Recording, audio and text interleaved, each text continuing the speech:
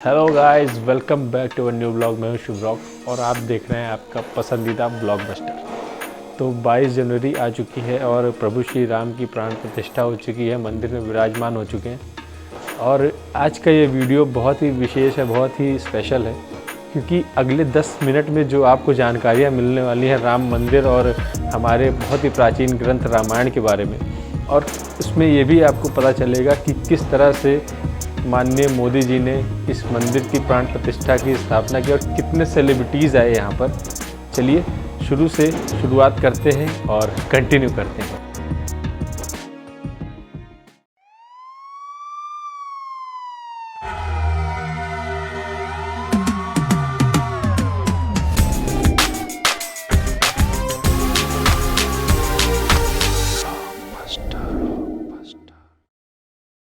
ये है आज की आधुनिक अयोध्या।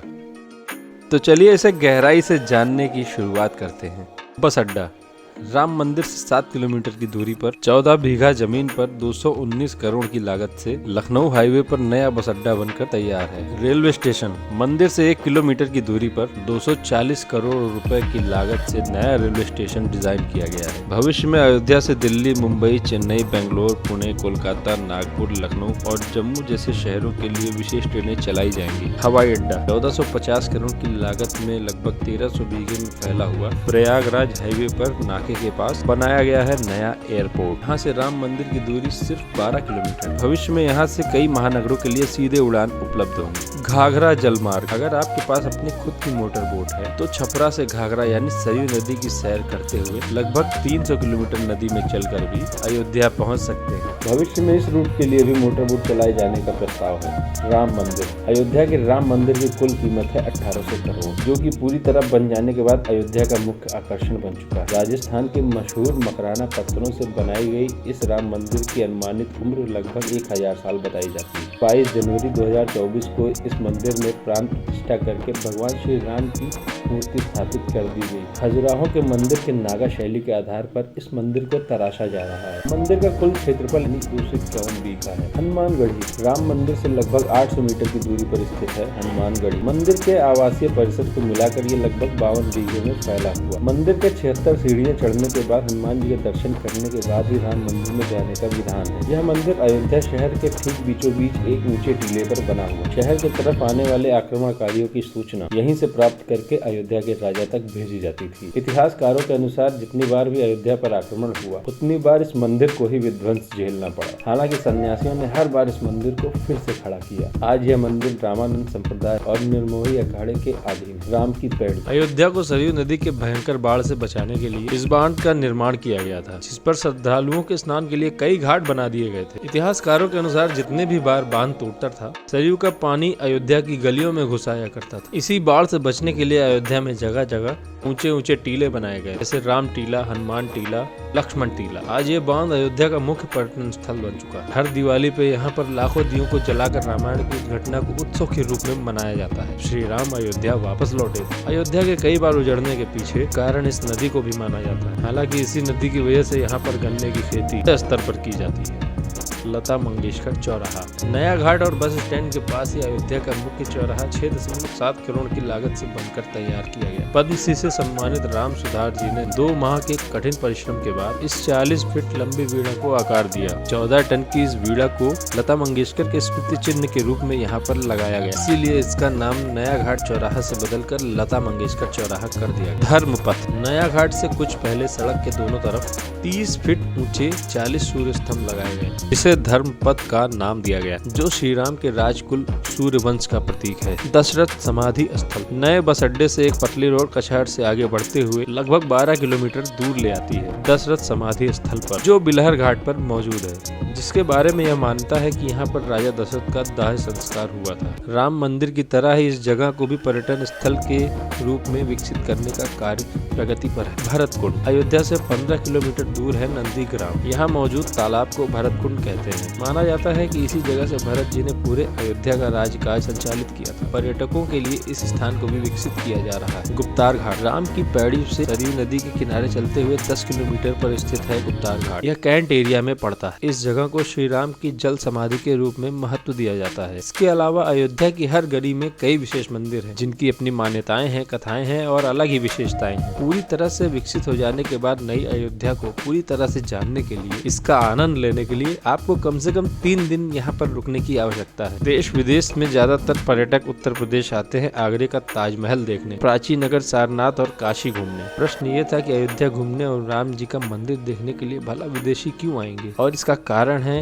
अयोध्या में लिखी गई भारत की सबसे पहली और प्राचीन पुस्तक रामायण। भारत में रामायण के अलावा कंबोडिया में रीम के, इंग्लैंड में रामकियन जो कि वहाँ की राष्ट्रीय पुस्तक है, इंडोनेशिया में ककनिक, नेपाल में भानुभक्त रामायण। ऐसी पुस्तकों में वाल्मीकि रामायण से प्रेरणा लेकर इसे अपने अपने देश की संस्कृति के हिसाब से फिर से लिखा गया है। पात्रों के नाम, कुछ नई घटनाओं के अलावा कुल राम कथा सभी में एक जैसी ही है। इसके अलावा भारत में ही रामायण को लेकर संस्कृत में 7 संस्करण, हिंदी में 3 संस्करण, गुजराती में 47, उड़िया में 14, तेलुगु में 5, कन्नड़ में 4 और अन्य भाषाओं में लगभग 17 संस्करण मौजूद हैं। इसके अलावा लिखे गए नाटक, कविताएं आदि को भी अगर मिला दिया जाए तो इस दुनिया में 300 से भी अधिक तरह से राम कथाएं बार बार लिखी गई। इस राम कथा पर कई तरह के विद्वानों ने बार बार अध्ययन किए और अपने विचार दिए। सदर Camille Bulcke, Hermann Jacobi, Wendy Doniger, Edward अडखरर, Alf Hiltebeitel, Paula Richman, Aubrey Menen, Ramesh Menon, Radha Vishwanath, Shantanu Gupta, Meenakshi Jain, Lala Sitaram, Swami Gyananand Saraswati जैसे कई लोगों ने समय समय पर राम कथा को लेकर गहन शोध किया और इसमें छुपे हुए मूल कथा के साथ ही इसके इतिहास को समझने का प्रयास भी किया। राम कथा थी कौशल प्रदेश के द्वारा किष्किंधा और लंका पर विजय प्राप्त करने की पहली बार एक अखंड भारत के निर्माण की। रामायण महत्वपूर्ण इसलिए हो जाता है क्योंकि यह अखंड भारत युद्ध से अधिक व्यक्ति के आदर्शों,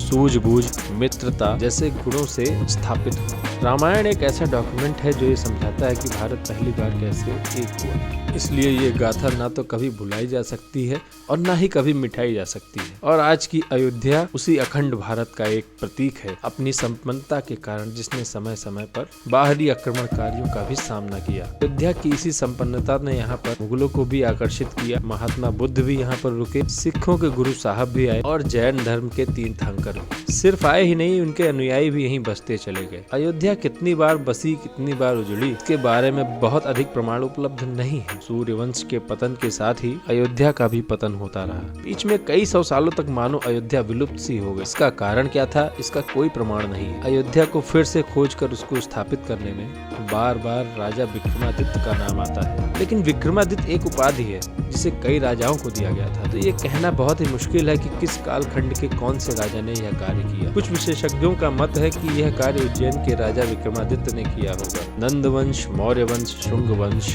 गुप्त वंश आदि के साम्राज्य में भी अयोध्या का वर्णन प्राप्त होता है। सबसे बड़ा विध्वंस हुआ 1527 के आसपास बाबर के कार्यकाल में, जब राम मंदिर को ध्वस्त कर बाबरी मस्जिद स्थापित की गई। सन 1722 में बंगाल के नवाब अली वर्दी खान ने व्यापार के नजरिए से राम मंदिर से कुछ किलोमीटर की दूरी पर नया शहर बसाने की शुरुआत की। 1730 में अवध के पहले नवाब सादत अली खान ने इसका नामकरण किया फैजाबाद। इन्हीं के उत्तराधिकारी शुजाउद्दौला ने इसे अवध की राजधानी बनाई। 1775 में अवध के दूसरे नवाब असफुद्दौला ने फैजाबाद की जगह लखनऊ को अवध की राजधानी घोषित की। रावण अहंकार का प्रतीक और श्री राम विनम्रता के सूचक। सत्ता में आने के बाद इस बात को हर व्यक्ति को ध्यान में रखना चाहिए। सिर्फ रंग रोगन और पत्थर लगवाने से राम राज्य वापस नहीं आए, बल्कि जिस दिन स्कूल, अस्पताल और सरकारी संस्थानों से भ्रष्टाचार नष्ट होगा, लोगों का मुफ्त इलाज और अपनी भाषा में उच्च शिक्षा उपलब्ध होगी, उस दिन भारत उस पायदान पर खड़ा होगा जहां कभी हम हुआ करते थे। 22 जनवरी के लिए हमारी अयोध्या को किस तरह से सजाया गया आप अपने स्क्रीन पर देख पा रहे हैं। किस तरह से फूलों से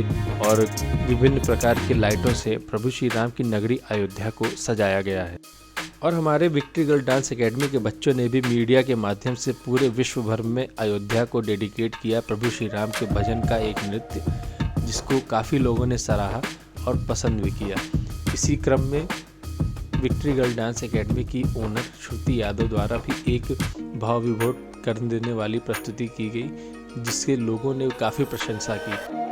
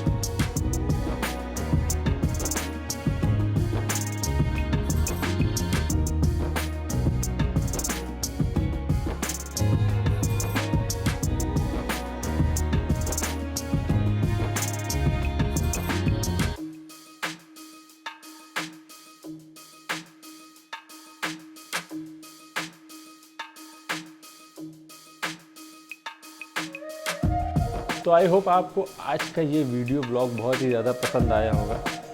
मिलते हैं आपसे अनदर ब्लॉग में, तब तक यही कहेंगे कि स्वस्थ रहिए, मस्त रहिए, अपना और अपनों का ख्याल रखिए और देखते रहिए हमारा चैनल ब्लॉकबस्टर। जय श्री राम।